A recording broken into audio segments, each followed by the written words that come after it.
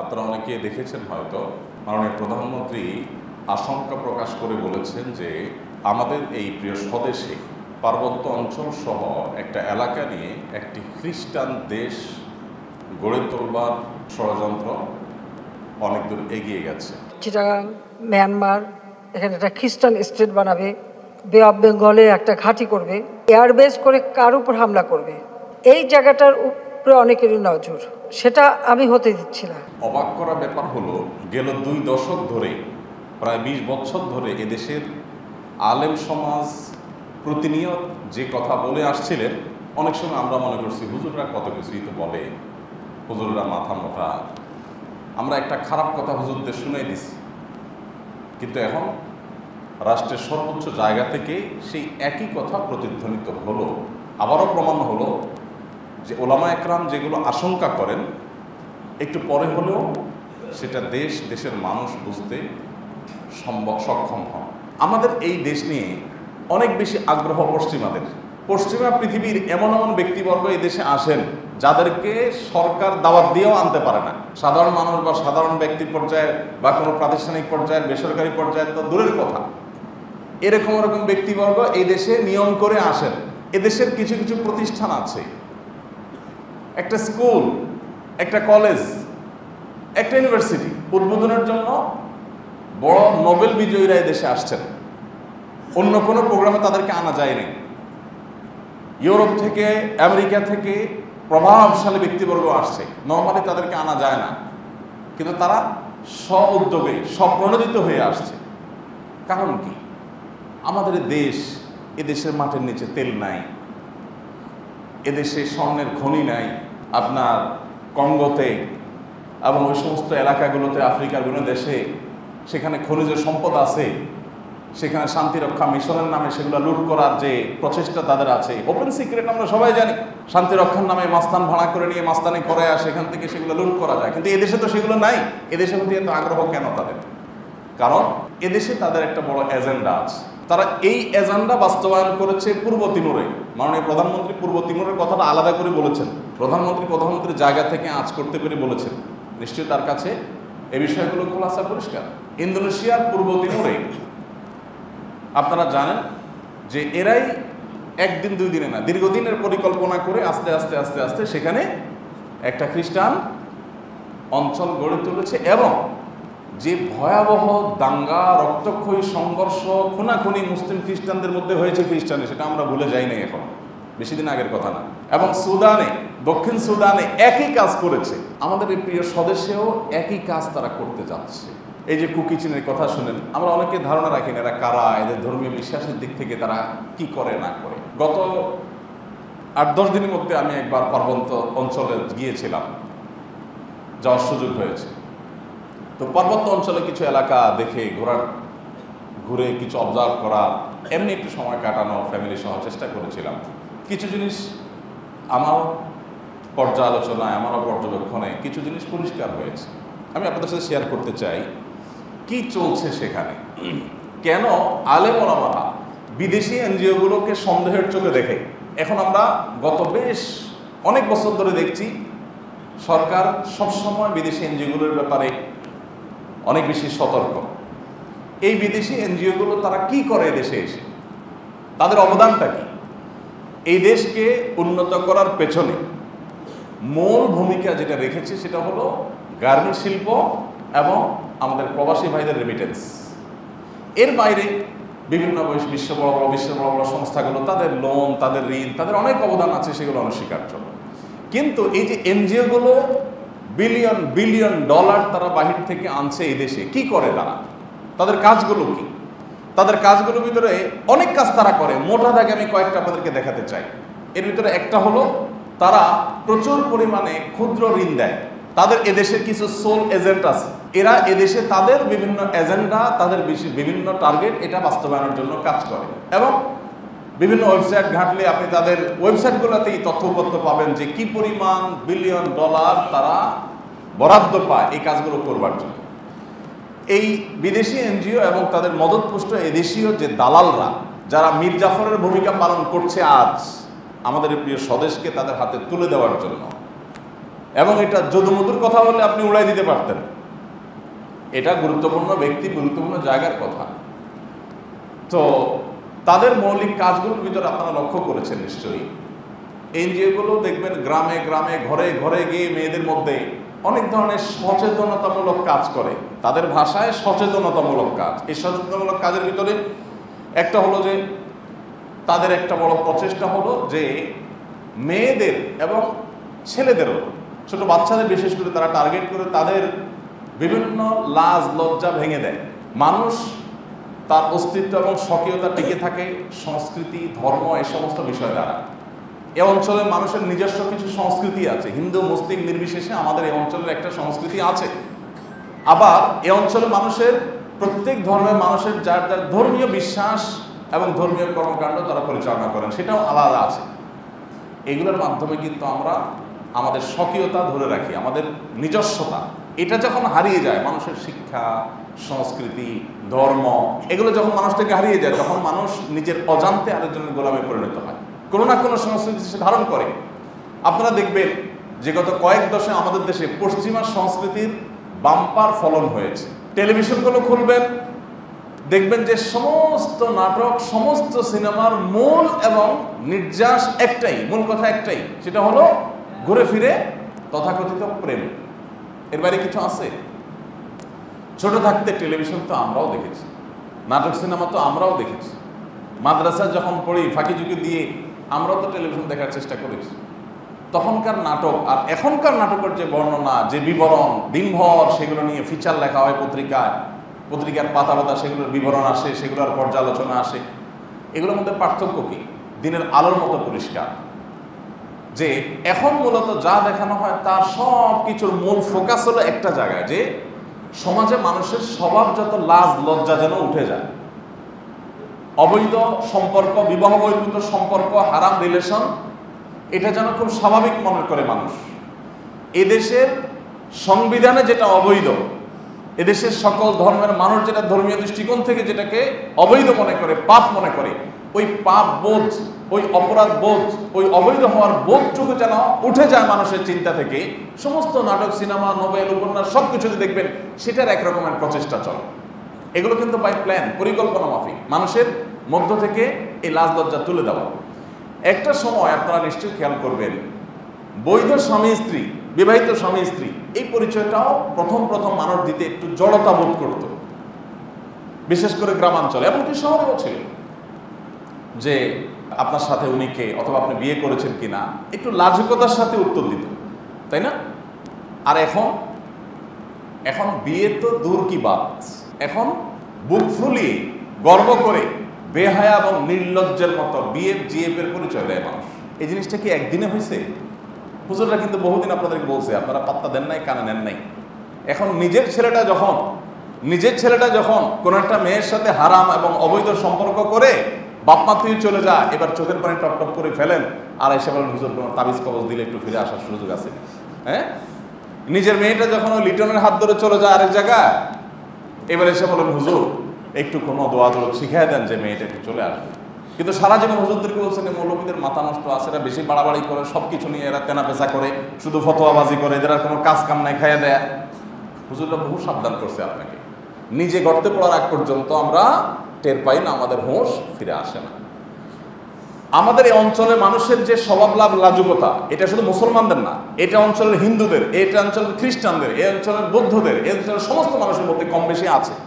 হিন্দু মেয়েরাও দেখবেন মাথায় কাপড় দিয়ে চলে দেশে, আছে না?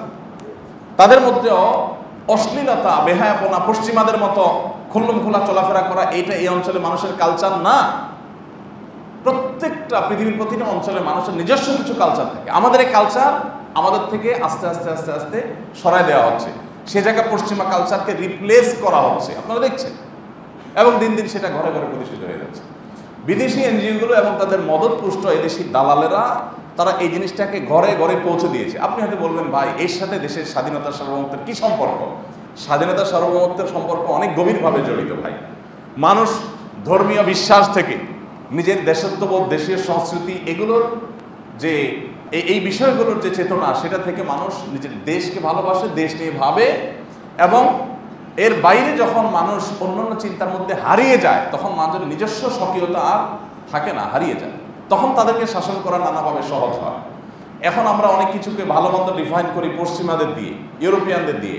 আমি একটা কথা প্রায় সবসময় বলি, পশ্চিমারা আমাদের চাইতে জ্ঞানে, বিজ্ঞানে, শিক্ষায়, সংস্কৃতিতে, সংস্কৃতি বলতে আপনার সাংস্কৃতিক ডেভেলপমেন্ট তারা যেটা করতে পারছে, তাদেরটাকে সারা পৃথিবীতে ছড়িয়ে দিতে পেরেছে। সেই জায়গা থেকে অবকাঠামো দিক থেকে, কলকারখানার দিক থেকে, তথ্য প্রযুক্তিতে, আবিষ্কারে, অন্য সব দিক থেকে তারা আমাদের থেকে 1000 বছর এগিয়ে।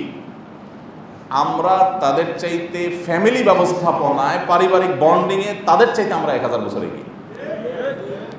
ওদের কলকারখানা অনেক মজবুত হতে পারে, ওদের রাস্তাঘাট অনেক সুন্দর হতে পারে, ওদের দালানকোঠা অনেক মজবুত হতে পারে, ওদের জ্ঞান বিজ্ঞানে অনেক এগিয়ে থাকতে পারে, কিন্তু পারিবারিক ব্যবস্থাপনায় ওরা আমাদের চাইতে 1000 বছর পিছিয়ে আছে।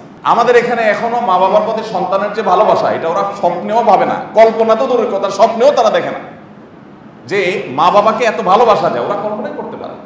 ক্লাস 6-7 পোলাপান তার তথাকথিত স্বাধীনতা এটা সে ভোগ করে, বাপ মাকে রেখে সে তার মতো করে সে তার মতো কাজ করে, এবং তার দিকে চোখ তুলে কিছু বলার সাহস মা বাপের থাকে না, আইনগতভাবে নিষেধাজ্ঞা আছে। ভাই বোন পরস্পরকে আমাদের এখানে যতটা ফিল করে, ওদের ওখানে কল্পনা করে না। স্বামী স্ত্রীর মধ্যে এখনো আমাদের সমাজে দাম্পত্য কলহ চলছে, নানা রকমের আমাদের ক্রাইসিস যাচ্ছে, ফ্যামিলি ক্রাইসিস। এত কিছুর মধ্যেও আমাদের স্বামীরা স্ত্রীকে, স্ত্রীরা স্বামীদেরকে যতটা ভালোবাসেন, যতটা অন করেন, এদেশের ম্যাক্সিমাম পরিবারে এখনো স্বামীকে ছাড়া স্ত্রী, স্ত্রীকে ছাড়া স্বামী কল্পনা করতে পারে না।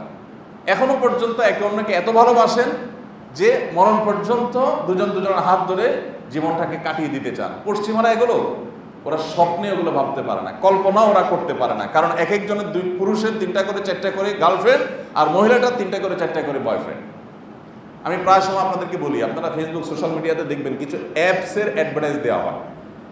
এই অ্যাডভার্টাইজগুলোর মধ্যে একটা অ্যাডভার্টাইজ আপনাদের চোখে পড়ছে নিশ্চয়ই, সেটা হলো যে হয়তো স্বামীটা ঘুমায় আছে বা মহিলাটা ঘুমায় আছে, তার আইফোনটা হাতের মুঠোয় আছে, তো তার সঙ্গী এসে, তার স্বামী বা স্ত্রী, তার সঙ্গী তার এসে মোবাইলটা লক খোলার চেষ্টা করে। লক খুলতে পারলেও হোয়াটসঅ্যাপ অ্যাপ, মেসেঞ্জার অ্যাপ এগুলো খোলার চেষ্টা করে, কার সাথে চ্যাটিং করে একটু দেখতে চায়, চেক করতে চায়, কিন্তু করতে গিয়ে দেখে হয় না। অর্থাৎ অ্যাপটা এত উন্নত যে এটা এমনভাবে লক করে রাখছে যে ওই লোক ছাড়া কেউ খুলতে পারবে না। এই যে অ্যাডভার্টাইজটা দিচ্ছে, অ্যাডভার্টাইজটার মধ্যে আপনারা পরিষ্কার একটা বার্তা পাচ্ছেন কিনা, তাহলে তাদের মধ্যে অবিশ্বাসটা কোন লেভেলে চলে গেছে যে খুল্লম খোলা অ্যাডভার্টাইজ দিয়ে নিজের অপকর্ম ঢাকার ব্যবস্থা নিশ্চিত করছে যে হ্যাঁ, তোমার অপকর্ম তুমি আকাম করবা তলে তলে, একটা ঢাকার জন্য অ্যাপ এইভাবে লক করা যায়, তোমার বউ খুলতে পারবে না, তোমার আকাম দেখতে পারবে না, তোমার স্বামী দেখতে পারবে না, তোমার আকাম কেউ দেখতে পারবে না। বাংলাদেশে এখনো পর্যন্ত পারিবারিক ব্যবস্থা ওদের চাইতে আমরা 1000 বছর এগিয়ে আছি। তারা আমাদের সেটাকে ধ্বংস করবার জন্য এখানে অবাধ যৌনাচার এনেছে, অবাধ যৌনাচার, যার যা খুশি করো। আমাদের যারা আইন প্রণয়ন করে তাদের মাথা নষ্ট করে, তাদেরকে ভুল বুঝিয়ে, তাদেরকে বিভ্রান্ত করে এবং স্বার্থান্বেষী মহলকে টাকা দিয়ে কিনে এই সমস্ত অখাদ্য, কুখাদ্য, অপসংস্কৃতি এগুলো আমাদের সমাজে তারা ঢুকেছে। বিদেশি এনজিওগুলো নিয়ে আমাদের মাথা ব্যথা কখনো আমরা করিনি, আমরা কখনো ভাবি নাই তারা কি করে। আপনারা একটা জিনিস লক্ষ্য করেছেন যে অতি সম্প্রতি পাঠ্যপুস্তক নিয়ে যে সমালোচনা চলছে, ঝড় চলছে, সেখানে বইয়ের নাম হলো স্বাস্থ্য সুরক্ষা বই। দেখেন, স্বাস্থ্য সুরক্ষা বই পড়ানো হচ্ছে কি? নিরাপদ স্পর্শ। কি নিরাপদ স্পর্শ? যে একটা ছাত্র, একটা ছাত্রী একজন আরেকজনের গায়ে হাত দিবে, টিচার গায়ে হাত দিবে, এটা কিছু মনে করা যাবে না, কোনো সমস্যা নেই। এক ছেলে আরেকটা মেয়ের সাথে তার হারাম সম্পর্ক হয়ে গেছে, বাপ মা কড়াকড়ি করছে, আর স্কুলে যেতে দেয় না, কেন ওখানে গেলেই সে এই সমস্ত অপকর্মে জড়ায়। তো এই জন্য বাপ মার গোষ্ঠী উদ্ধার করা হয়েছে, বইয়ে ভৎসনা করেছে, বাপ মা খুব খারাপ কাজ করছে, তার স্বাধীনতা তাকে দেওয়া উচিত, অর্থাৎ সে আকাম করতে দেওয়া উচিত তাকে। এ নাকি স্বাস্থ্য সুরক্ষা। এগুলো কিন্তু আমি কোনো বক্তব্য শুনে আর ফেসবুক দেখে বইয়ের পাতা, বই কিনে বইয়ের পাতা পড়ে পড়ে তারপর বলতেছি আপনাদের। এগুলো কিন্তু এমনি এমনি হয় না। এই আমাদের বই যারা লিখছে তাদের পেছনে ইনভেস্ট করে কিভাবে এগুলো ঢুকানো হয়েছে, কারা ঢুকানো হয়েছে, ওপেন সিক্রেট, এখন সবাই জানেন এগুলো। এরাই আমাদের এই দেশটাকে, এদেশের স্বাধীনতাকে ধ্বংস করে তারা এদেশের মধ্যে একটা বিষ ফোঁড়া তৈরি করতে চাচ্ছে পার্বত্য অঞ্চলে। বার্মার কিছু এলাকা, আমাদের কিছু এলাকা নিয়ে তারা এখানে বিষ ফোঁড়া করতে চাচ্ছে। 20 বছর আগে পার্বত্য অঞ্চলে যেখানে 12,000 উপজাতি, এই গত 20 বছরে 12,000 উপজাতি খ্রিস্টান ধর্ম গ্রহণ করেছে। কতজন? 12,000 জাতি গত 20 বছরে খ্রিস্টান ধর্ম গ্রহণ করেছে। উপজাতীয়রা কি ঐতিহ্যগতভাবে খ্রিস্টান ধর্মের অনুসারী? আমাদের পাহাড়ি যারা, এই পাহাড়িরা কি ঐতিহ্যগতভাবে ইতিহাসগতভাবে তারা কি খ্রিস্টান ধর্ম অনুসারী? তাহলে কোত্থেকে 12,000 খ্রিস্টান আসলো হঠাৎ করে? এমনি বাতাসে হয়ে গেছে?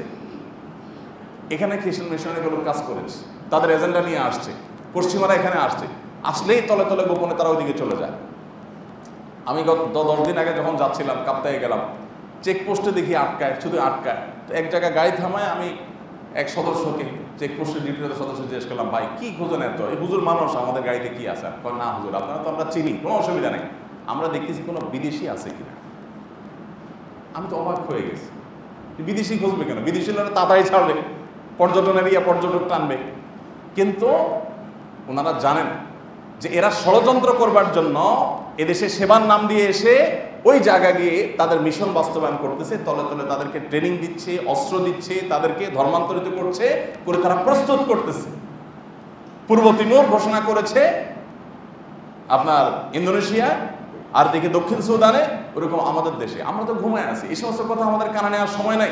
প্রত্যেকে যার যার চাচা আপনার জান বাচ্চা খেয়ে পড়ে ভালো আছে। ধ্বংস নিজের বুকে এসে পড়ার আগ পর্যন্ত আমাদের হুঁশ হয় না। এই এনজিওগুলো, এই বিদেশি মদতপুষ্ট সংস্থাগুলো, তারা আমাদের দেশে বসে ঘরে ঘরে সুদের বীজ ঢুকেছে না ঢুকায় নাই? আপনি গ্রামাঞ্চলে আপনি যান, টাকার কোনো অভাব নেই, আপনি যেই হন না কেন আপনি লোন পাবেনই পাবেন, আপনার কিচ্ছু থাকার দরকার নেই। সেটা হলো সুদের লোন। আপনাকে সুদের কিস্তিতে টাকা দিবেই দিবে। আপনি জীবনে মরে যান, আপনারা কেউ এসে মুখে একটু পানি দিবে না, আপনার একটা ওষুধ দিবে না কেউ এসে, আপনাকে ফ্রি কেউ এসে কোনো সেবা করবে না, আপনার অন্য কোনো একটা ক্ষতি হবে সেখান থেকে আপনাকে কেউ বাঁচাতে আসবে না। সন্ত্রাসী, চাঁদাবাজি, মাস্তানি দ্বারা আপনি শেষ হয়ে যাচ্ছেন, আপনাকে কেউ উদ্ধার করতে আসবে না। কিন্তু আপনি বাড়ি করবেন, গাড়ি করবেন, দোকানদারি করবেন, যেটাই করবেন, আপনাকে সুদি লোন দেওয়ার জন্য তারা এসে হাজির। আপনি না নিলে ফুসলে ফাসলে হয়ে দিবে। গ্রামের খোঁজখবর যারা রাখেন তারা জানেন এই এনজিওগুলো কি চায়, এই সুদের জাল বিছায়া তারা কি করতে চায়। মুসলমানদের ধর্মীয় চেতনা এটা যদি ধ্বংস করে ফেলা যায়, তাহলে মুসলমানদের দখল করা, তাদের উপরে কর্তৃত্ব জাহির করা এবং তাদের এজেন্ডাগুলো বাস্তবায়ন করা অনেক সহজ হবে। এবং সেই কাজটাই তারা কিন্তু করে যাচ্ছে।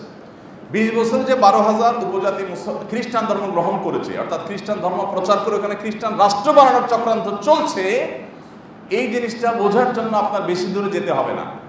আপনি ঢাকায় শুধুমাত্র এমবাসি এরিয়াগুলো, এগুলো বাড়িধারা, ওই সাইডটাতে যদি আপনি যান, আমি প্রায় 1 বছর ছিলাম এই যে জোয়ার সাহারা এলাকাতে। আপনি জোয়ার সাহারা এলাকাতে যদি যান, আপনি দেখবেন যে সেখানে প্রচুর পরিমাণ উপজাতিরা, পাহাড়িরা, তারা বিভিন্ন এমবাসিতে, এমবাসির অন্য কর্মকর্তাদের বাসা বাড়িতে, অফিস আদালতে তাদের কাজকাম করে। এই মানুষগুলো কাজকাম করে, এটা তাদের ব্যাপার, তারা করবে, তাদের রাইট আছে, কোনো অসুবিধা নেই। কিন্তু ইন্টারেস্টিং বিষয় হলো, আমি নিজে কাছে থেকে দেখেছি, আমি যে বিল্ডিংয়ে ছিলাম ওই বিল্ডিংয়ে ভাড়া থাকতো তাদের কেউ, ওই এলাকাতে তারা সবচেয়ে বেশি ভাড়া থাকে। তারা ধর্মে কি জিজ্ঞেস করলাম, কথা বললে বোঝা যায় ধর্মে সব খ্রিস্টান। আপনি বেশি না, এই জোয়ারসারা যান, আপনি দেখবেন। তো আমি নিজে একটু বোঝার চেষ্টা করলাম ব্যাপার কি, এত খ্রিস্টান কোথেকে আসবে। বাড়িধারা যে ব্লক এরিয়াতে বিরাট বড় এরিয়া আছে রীতিমতো খ্রিস্টান যারা হয়, ধর্মান্তরিত হয়, তাদেরকে এখানে ফ্ল্যাট দেওয়া, তাদেরকে এখানে আপনার পুনর্বাসন করা, এই কাজগুলো করা হয়। আমাদের সংবিধানে আপনারা জানেন, প্রলোভন দিয়ে ধর্মান্তরিত করা সংবিধানে নিষিদ্ধ লেখা আছে না? এরা তো প্রলোভন দিয়ে ধর্মান্তরিত শুধু করছে না, খুল্লম খোলাভাবে করছে এবং অবলীলায় করে যাচ্ছে। আরো অবাক করা বিষয় হলো, এদের বিরোধিতা করা তো দূরের কথা, আলেম ওলামারা ধর্ম প্রচার করতে গেলে পাহাড়ি এলাকায় তাদেরকে গ্রেফতার করা হয়। আলেম ওলামারা ইসলাম প্রচারের কথা বলে তাদেরকে নানাভাবে হয়রানি করা হয়। প্রশাসনের কিছু অসাধু অফিসারদেরকে তারা টাকা দিয়ে কিনে ফেলেছে, এরা তাদের দোষণ হিসাবে পালন করছে। এরা দেশ বিরোধিতা লিপ্ত, এরা আমাদের স্বাধীনতার সার্বভৌমত্বের বিরোধিতা লিপ্ত কিছু লোক। আর এই বিদেশি এনজিওদের মদতপুষ্ট দেশীয় যে কিছু এনজিও আছে, এদের মধ্যে কিছু এনজিও ওপেন সিক্রেট, আপনারা সবাই জানেন, আমি আর নাম বলে মার্কেটিং করতে চাই না তাদের। তারা আমাদের পাঠ্যপুস্তক থেকে নিয়ে আমাদের সব কিছুতে বিষ ঢুকাচ্ছে। এদের পণ্যগুলো আমরা সকাল বিকাল কিনছি, এমন কিছু না যে তারা করে না। বীজ থেকে নিয়ে সব কিছু তাদের আছে। এটা চেইন, এটা জাল তৈরি করতেছে তারা। ইস্ট ইন্ডিয়া কোম্পানি এদেশে কিসের জন্য আসছিল? ব্যবসার কথা বলে আসছিল। এরপরে তারা এই দেশ দখল করে কত বছর আটকে রাখছে। এই যে 200 বছরের গোলামীর জিঞ্জিরে আমাদেরকে আবদ্ধ করেছে। আসছে কিন্তু খুব সীমিত কিছু মানুষ, অল্প কিছু মানুষ, কয়েক মানুষ আসছে, তারা এসে এই কোটি কোটি মানুষকে গোলাম বানায় রাখছে। এখন তারা আসছে সেবা করার নাম দিয়া, তারা আমাদের সেবা করতে চায়। এই সেবার নাম দিয়ে তারা আমাদের সমাজে বিষ পুশ করে দিচ্ছে। ভাইরা আমার, 2017 আগস্ট মাসে পার্বত্য অঞ্চলে চট্টগ্রামের ওই বেল্টে 365টা গির্জা ছিল। মাত্র 3 বছরের ব্যবধানে 2020-এর আগস্ট মাসে এসে সেখানে গির্জার সংখ্যা দাঁড়িয়েছে 440টা। ব্যাপার কি? এত গির্জা বাড়ছে কারণ হচ্ছে খ্রিস্টান নতুন নতুন খ্রিস্টান করছে, হাজার হাজার মানুষকে তাদেরকে গির্জা তৈরি করে, এদেরকে খ্রিস্টান ধর্মে দীক্ষিত করে, তারপর তাদেরকে প্রশিক্ষিত করে, তাদেরকে অস্ত্রশস্ত্র দিয়ে তাদেরকে আলাদা রাষ্ট্র গঠন করার জন্য তারা প্ররোচিত করছে এবং রেডি করছে। ভাইরা আমার, এদের বিরুদ্ধে যদি আমরা এখনো সজাগ না হই, এখনো সতর্ক না হই, তাহলে আমাদের কপালে দুর্গতি ছাড়া কিছু নেই। সময় তো ভাইরা, এরা আমাদের সমাজে কি কি কাজ করছে আমি সে ফিরিস্তি তুলে ধরার সময় আমার হাতে নাই। আরো সংক্ষেপ 2-1টা পয়েন্ট খুব সংক্ষেপ করে বলি। আপনারা জানেন যে আমাদের, যেটা আমি বলছিলাম যে স্বভাবজাত লজ্জা, লাজুকতা, এটাকে নষ্ট করার জন্য তারা নানা রকমের মুখরোচক স্লোগান বের করছে। আমরা অনেকে সেগুলোকে খুব খুশি মনে গ্রহণও করছি। তার ভিতরে একটা হলো যৌন শিক্ষা। আমাদের পাঠ্যপুস্তকে কিন্তু অলরেডি যৌন শিক্ষা, আমাদের মূল কারিকুলামে যৌন শিক্ষা ইনক্লুড। যৌন শিক্ষা দেওয়ার গুরুত্ব বোঝাচ্ছে, মনে করতেছে না পরিণত বয়স হলে মেয়ে তার যৌন শিক্ষা তার পাওয়া উচিত, মাসিক এটা লুকানোর কিচ্ছু নাই, তারপরে যাইয়া প্যাড কিনতে হবে, এটা এত লুকোচাপা করে কেনার কিচ্ছু নাই, এগুলো খুল্লম খোলা কিনতে হবে, বলতে হবে, কিনতে হবে। এটার নাম দিয়েছে ট্যাবু ভাঙতে হবে। আচ্ছা, মানুষের বিশেষ করে বাচ্চাদের সহজাত যে লাজুকতা, সহজাত যে স্বভাবজাত যে লজ্জাশীলতা, এটা কি ভালো না খারাপ? এই লজ্জাশীলতা যদি চলে যায় তাতে মানুষের ভালো কিছু হবে না খারাপ কিছু হবে? দেখুন, আমাদের সন্তানরা, প্রত্যেকটা সন্তান, ছেলে হোক আর মেয়ে হোক, যৌনতা সংশ্লিষ্ট যে সমস্ত বিষয়গুলো সম্পর্কে তাদের সচেতন হওয়া দরকার, এগুলো পারিবারিকভাবে মা বাবা তাদের মতো করে বাচ্চাদেরকে শেখাবেন। এটাই আবহমানকাল থেকে, পৃথিবীর জন্ম থেকে এই পর্যন্ত একটাই সিস্টেম চলে আসছে, মানব সভ্যতা এই সিস্টেমেই চলে আসছে এই পর্যন্ত। বাট এরা নতুন করে চালু করছে কি না, এই সমস্ত এত লুকোচাপার কিছু না, একেবারে খুল্লম খোলা স্কুলে শিখে ফেলতে হবে যে মাসিক হয় মেয়েদের এই বয়সে। এই ছেলেরা, তোমরা জানো তোমার আব্বুর, তোমার মেয়ে বোনের কিন্তু মাসিক হয়, মাসিক হলে কি হয় জানো, প্যাড কি হয়, আপনারা জানেন এগুলো? এই খুল্লম খোলা শিখাচ্ছে তারা, এবং গ্রামে গ্রামে গিয়ে মহিলাদেরকে ডেকে ডেকে বৈঠক করে করে তারা এগুলো শিখাচ্ছে। এদেরকে দৌড়ানোর সময় কি এখনো আসে নাই আমাদের দেশে? আমি গত 2 দিন আগে দেখলাম ইংল্যান্ডের একজন দায়িত্বশীল মন্ত্রী, ইংল্যান্ডের মতো দেশের দায়িত্বশীল মন্ত্রী বলছেন যে বাচ্চাদেরকে যৌন শিক্ষা দেওয়া এটা ধ্বংসের নামান্তর। তাদেরকে যৌন শিক্ষা দিয়ে, তাদের যৌন সুরসুরি দিয়ে, তাদের স্বভাবজাত লজ্জা ভেঙে দিয়ে তাদেরকে আমরা নষ্টামের পথে নিয়ে গেছি। আপনারা জানেন উন্নত দেশগুলোতে স্কুলে বাচ্চাদের মধ্যে অবাধ যৌনাচার এটা অহরহ হয়, অহরহ। কোনোভাবে তার নিয়ন্ত্রণ, কারণ হচ্ছে বাচ্চাদের স্বভাবজাত লজ্জা ভেঙে ফেলছে। তো লজ্জা ভেঙে ফেলার ভিতরে কোনো কল্যাণ নিহিত থাকতে পারে না, কিন্তু এরা একটা করছে, বলতেছে যৌন শিক্ষা দিতে হবে, এবং সেটা আমাদের মূল কারিকুলামে, জাতীয় কারিকুলামে তারা ঢুকে ফেলছে। ভাইরা আমার, ঠিক একইভাবে আপনারা যেটা বলছিলাম প্যাডের কথা, ট্যাবু ভাঙার নাম দিয়া যে মাসিক নিয়ে লুকোছাপার কিছু না, এখন দেখবেন টেলিভিশন প্রোগ্রাম হয়, খুললাম খোলা ডাইরেক্ট, এগুলো আলাপ ছালাপ হয়, এবং এগুলো প্রতিষ্ঠা করা তাদের উদ্দেশ্য।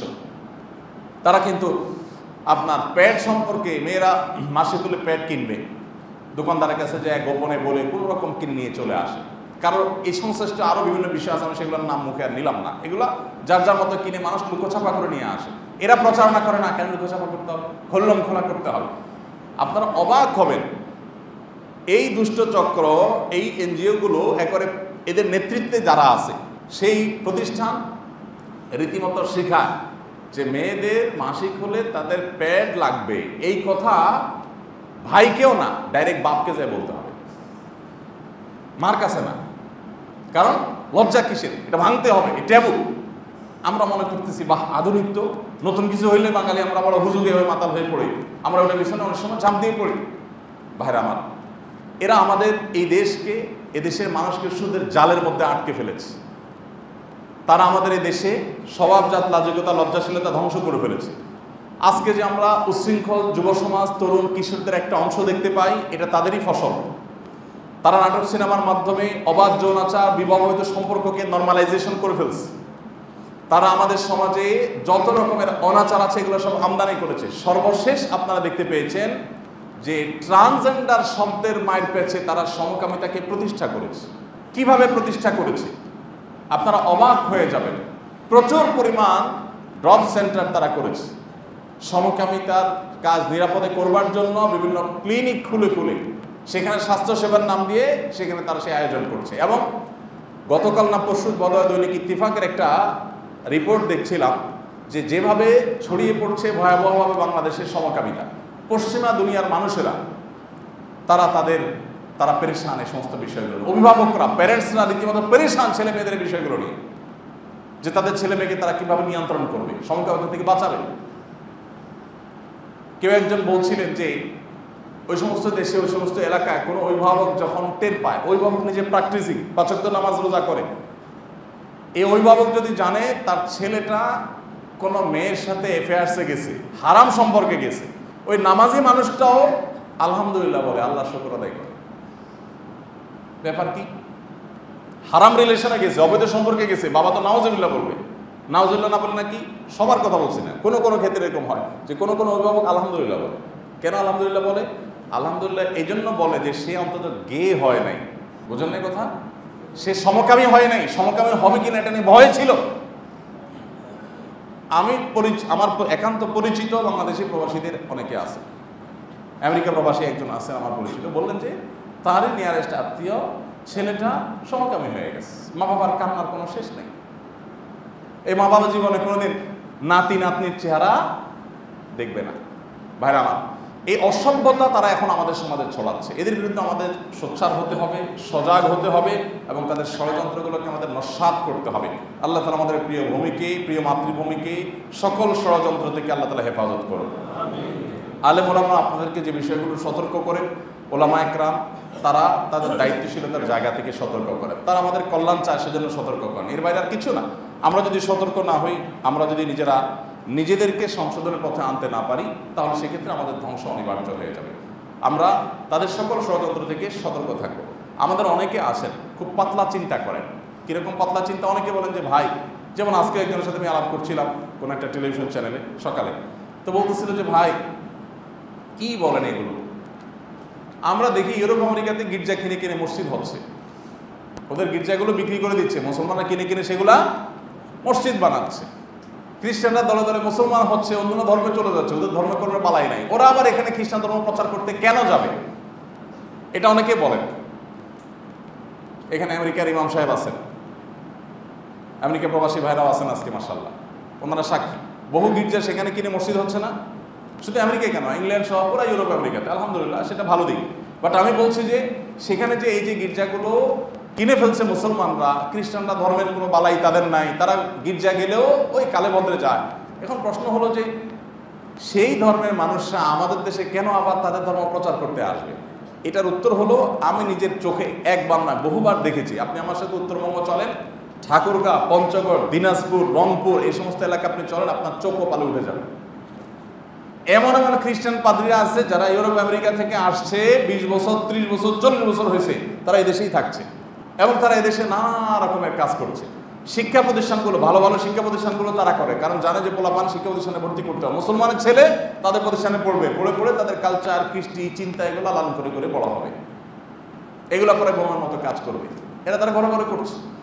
এখন পার্বত্য অঞ্চলে তারা খ্রিস্টান ধর্ম ছড়িয়ে দিয়ে তারা কি লাভ করতে চায়? তাদের তো ধর্মের তেমন কোনো বালাই নাই, আগ্রহ নাই। এর উত্তর হলো, তারা তো আসলে ধর্মীয় প্রচারের জন্য এটা করছে না, ধর্মটাকে অস্ত্র হিসেবে ব্যবহার করছে। কারণ জানে ধর্মীয় চেতনা, ধর্মীয় আদর্শ এটা মানুষকে জীবন দিতে উদ্বুদ্ধ করে। অন্য কোনো কিছুতে মানুষ এতটা জীবন বাজি রাখতে উৎসাহ বোধ করে না যতটা ধর্মীয় চেতনা থেকে করে। এই জন্য খ্রিস্টান ধর্ম গ্রহণ করলে তাদের সাথে একটা রিলেশন তৈরি হবে, তারা তাদের কমান্ড মানবে, তারা তাদের কথা শুনবে, খ্রিস্টান ধর্মের কথা বলে তাদেরকে যুদ্ধে পরিচালিত করবে। আজকে যে কুকি চেনের কথা আমরা শুনছি, আমি নিজেও জানতাম না যে এদের ধর্মীয় বিশ্বাসের জায়গা থেকে এরা কোন বিশ্বাস লালন করে। আমি মনে করতাম বৌদ্ধ, পাহাড়িদের মধ্যে যেটা নর্মালি হয়, কিন্তু অবাক হলাম যে না, তারা খ্রিস্টান ধর্ম অনুসরণ করে। এর মানে কি দাঁড়ালো? এর মানে হলো যে খ্রিস্টান ধর্মটাকে শুধু অস্ত্র হিসেবে ব্যবহার করছে। এখানে ধর্ম ইস্যু না, ইস্যু হলো দখল। ইচ্ছে হলো তো রামরাজত্ব কায়েম করা, ইচ্ছে হলো এখানে একটা রাষ্ট্র গঠন করা, ইচ্ছে হলো আমাদের স্বাধীনতা নষ্ট করা।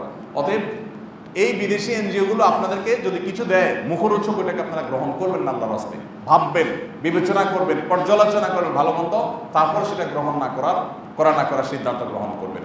আল্লাহ রাব্বুল আলামিন এদের সকল ষড়যন্ত্র থেকে আল্লাহ তাআলা আমাদের প্রিয় মাতৃভূমিকে হেফাজত করুন। আমরা যদি তাদের এই ষড়যন্ত্র সম্পর্কে আঁচ করতে না পারি, এবং যদি আমরা আমাদের করণীয় ঠিক করতে না পারি, আমরা যদি সতর্ক এবং সাবধান না হই, তাহলে ধ্বংস অনিবার্য হয়ে যাবে। আল্লাহ তাআলা আমাদের সবাইকে দ্বীনি যে চেতনা, ধর্মীয় যে চেতনা, সেটা আমাদের প্রত্যেককে যার যার মধ্যে ধারণ করার তৌফিক দান করুন। জাযাকুমুল্লাহ খাইর ওয়া আখিরু দাওয়ানা আলহামদুলিল্লাহি রাব্বিল আলামিন। আস-সুন্নাহ ফাউন্ডেশন, উম্মার স্বার্থে সুন্নাহর সাথে।